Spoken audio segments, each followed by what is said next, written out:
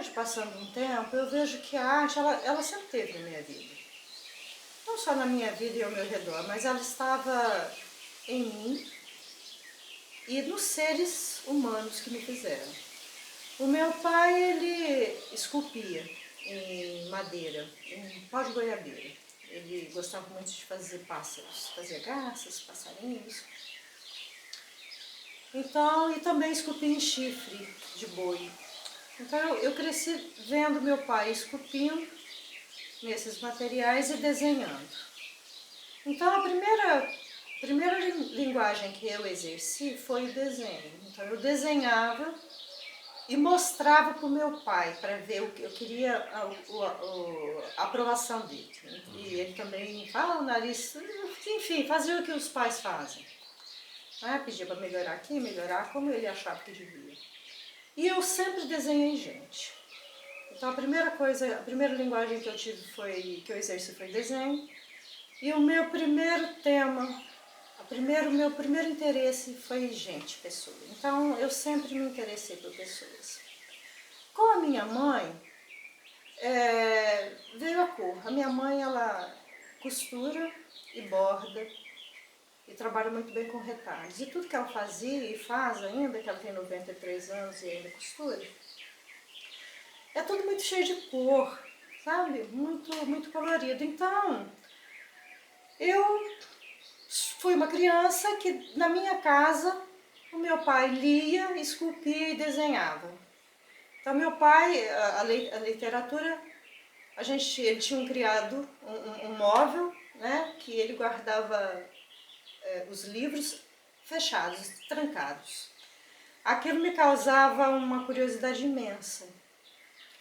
Então eu ficava querendo que ele esquecesse o momento da chave para eu poder futucar aquele móvel e achar livros. E lá, quando eu tinha essa sorte, eu encontrava livros como Eliphas Levi, que eu tenho o exemplar dele hoje, de 1945, um livro maravilhoso, Gonçalves Dias. Aí foi, então nesse ambiente que meu pai criava, que era um ambiente de desenho, de escultura e de leitura, eu fui criando a base para o meu pensamento artístico, que eu poderia, assim, pensar que o que deu norte, que orientou foi a poesia, nesse móvel.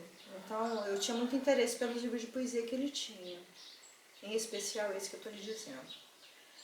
Então aí foi essa coisa da poesia, a forma e o traço e a cor. Então, quer dizer, esses três elementos, que é a literatura, a escrita, a poesia, enquanto poesia, enquanto narrativa, enquanto teatro, isso permanece na minha vida até hoje. A forma, ela permanece também, ela ocupa, né? Então esse ateliê é todo destinado à forma, destinado ao tridimensional. E a cor é também uma outra, a cor e o traço também é a minha expressão. Eu acredito em processos de educação que usem a arte, que se utilizem práticas artísticas para implementar esse aprendizado. Não estou dizendo que a arte é uma coisa que serve como uma ferramenta para outra linguagem. Eu estou dizendo que existem outras formas de se aprender que não a racionalidade. Eu posso aprender, eu e qualquer pessoa pode aprender através da intuição, através do corpo, através da memória. E para mim é muito longe, sem sentido, qualquer aprendizado onde que se comece separando corpo de mente. Então hoje eu me interesso por uma educação que tenha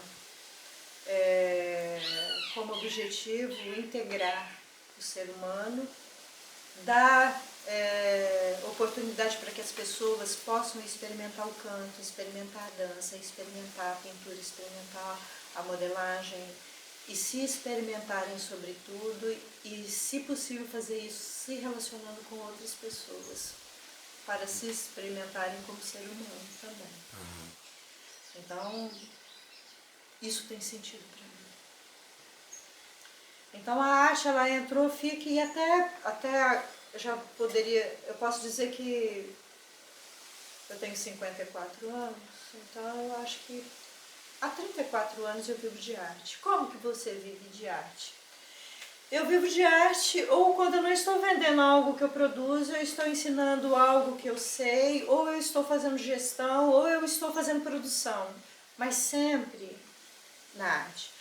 Eu, nesses 34 anos, eu nunca deixei de fazer arte para trabalhar em qualquer outra área que não fosse essa, de cultura.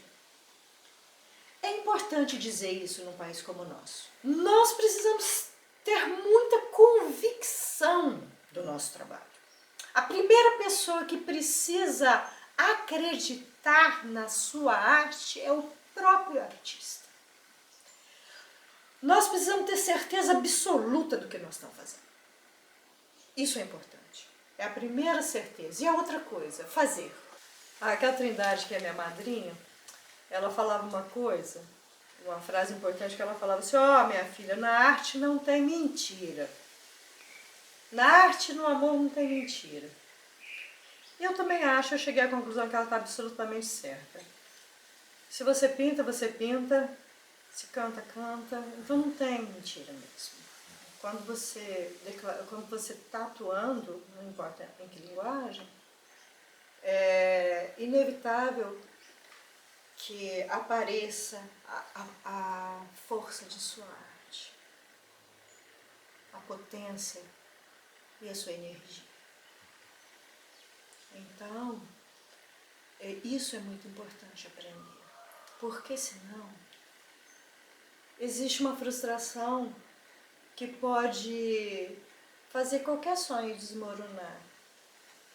Às vezes eu ouço pais falando para meninos assim: pare de sonhar. E eu tenho que me dar o trabalho de falar para essa pessoa, e sempre falo, nunca perco a oportunidade de falar isso. Não fale isso para o seu filho, porque você vai acabar com a realidade. Não há nada aqui nessa realidade objetiva que não tenha sido sonhado. A sua casa foi sonhada, até você foi sonhado por seus pais. Essa dimensão de sonhar e realizar. É importante que o artista realize sua arte. E tenha uma rotina de trabalho. Todas as pessoas do planeta, elas têm uma habilidade ligada a uma das linguagens. Paralelo a isso, eu acho que todo mundo é capaz de dançar, de cantar, de escrever, de modelar, de pintar.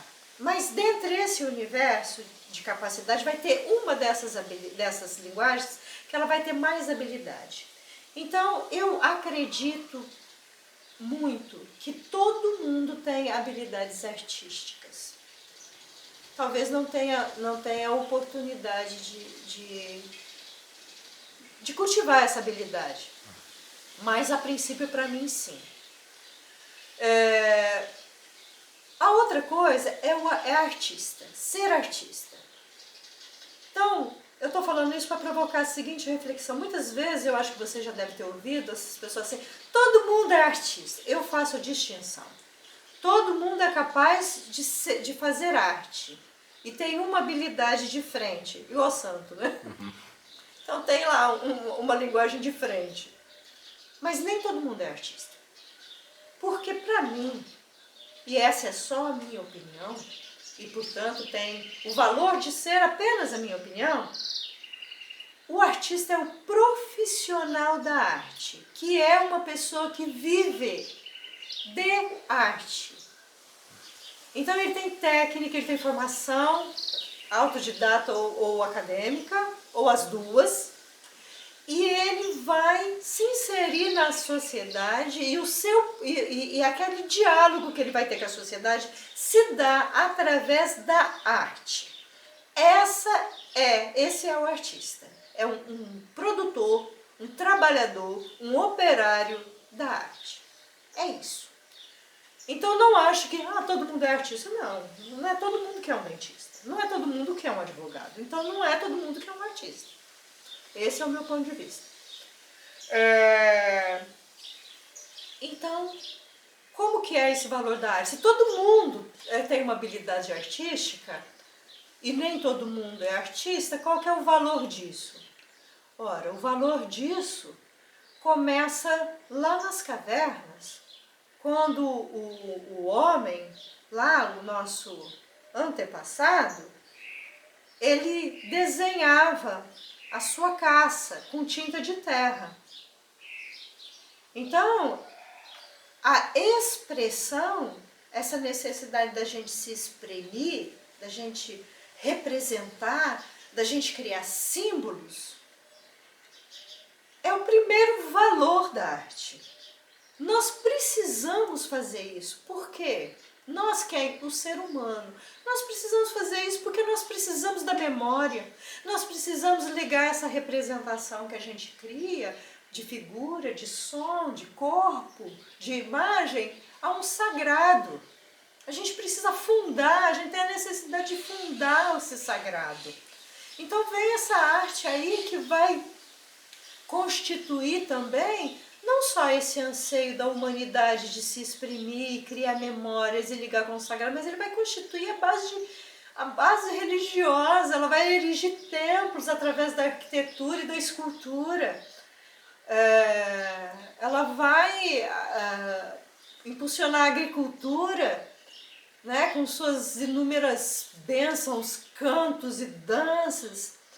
Então a arte, como assim? A arte é o que há de identitário. E também poderia também acessar assim, mas a arte, ela mostra a civilização de determinado povo. Cara, como que é possível viver sem se expressar? Né? Então a arte, ela é importante para a sanidade mental da sociedade. Então quando existe a supressão dos direitos, quando os ditadores se levantam para oprimir as sociedades, as primeiras pessoas que se lascam são os artistas.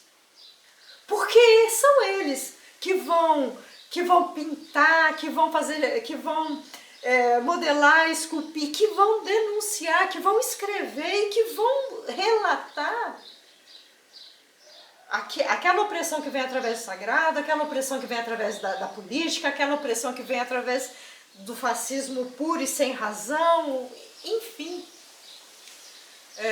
São esses registros artísticos que agora, numa situação dessa, não só do artista, mas de qualquer cidadão que se ponha a se exprimir, a se expressar, são essas marcas, são esses registros e essas memórias que vão fazer a humanidade ter significado. Ter significado e memória, né, das coisas. Então, não adianta a pessoa pegar uma comunidade e tirar dessa comunidade a educação, o lazer, a saúde, porque essa comunidade ela vai produzir arte. Não estou falando qual arte que ela vai produzir, mas ela vai produzir arte. Porque isso é uma coisa que a gente faz. O passarinho voa, o peixe nada e o ser humano produz arte. Até quando ele não sabe. Se ele será um artista que vai escolher isso como profissão, não sei. Né? Então o valor da arte está na própria humanidade. A arte é uma possibilidade da humanidade.